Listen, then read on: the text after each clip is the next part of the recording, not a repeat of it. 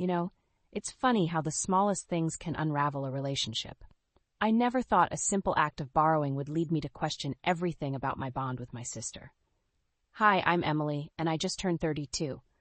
My sister Rachel is 4 years younger and, well, let me tell you, she has a peculiar talent for borrowing my possessions and returning them in less than ideal conditions. The tipping point? I finally snapped last weekend, and it's been a roller coaster since. Here's how it all went down. It all began innocently enough.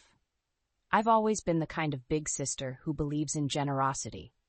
When Rachel needed a dress for a party, I was more than happy to let her borrow one from my collection. I mean, what are sisters for, right? But one dress led to another.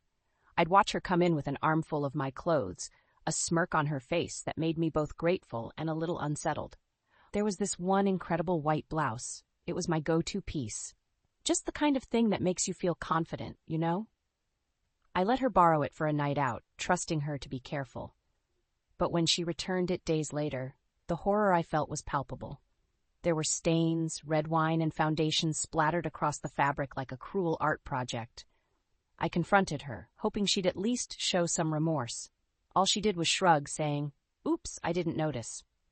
I was speechless. "You didn't notice?" I asked, feeling my frustration simmering. "Can you at least try to clean it?" But to my astonishment, she laughed it off and replied, "You have so many clothes. Why do you even care?" No big deal, right? I couldn't help but fume. It felt like she didn't value what I had at all. But there was more to come. She started asking to borrow my car whenever hers was in the shop. At first I was accommodating, but every time she returned it, it looked like it had survived a food fight. I'd open the door to find fast food wrappers stuffed under seats, sticky cup holders, and a steering wheel smeared with what I can only assume was an accidental makeup application gone wrong. And to add insult to injury, she didn't even bother to fill the tank. Every time, I would remind her to put gas in it. Her response? A casual eye roll and the promise to do it next time. Spoiler alert, next time never came. Then came last weekend, the final straw. Rachel begged to borrow my designer bag for a wedding. It was a beautiful piece, a splurge I had saved for. Against my better judgment, I reluctantly agreed. "Promise you'll take care of it?" I asked, looking her in the eye, hoping for some sincerity. "Absolutely," she assured me. Days passed, and I realized I hadn't seen the bag since I handed it over.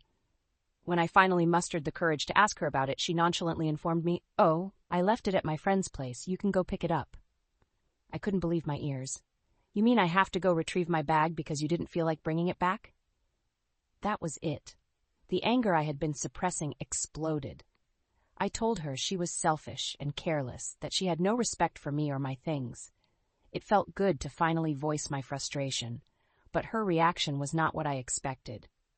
"You're being dramatic and materialistic," she shot back, crossing her arms defensively. I stood there, stunned, feeling the weight of her words pull me down. Instead of relief, I was met with an icy silence. Now she's giving me the cold shoulder, and I can't shake the feeling that I'm the bad guy in her eyes.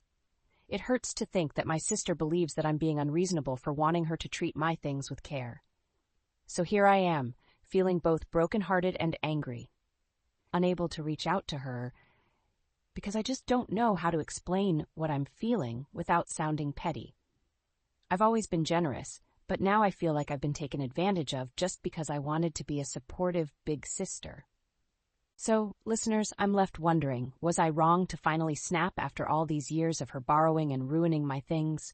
What would you have done in my shoes? Should I have continued to sweep my feelings under the rug? Or did I finally stand up for myself in a way that was necessary? I'd love to hear your thoughts.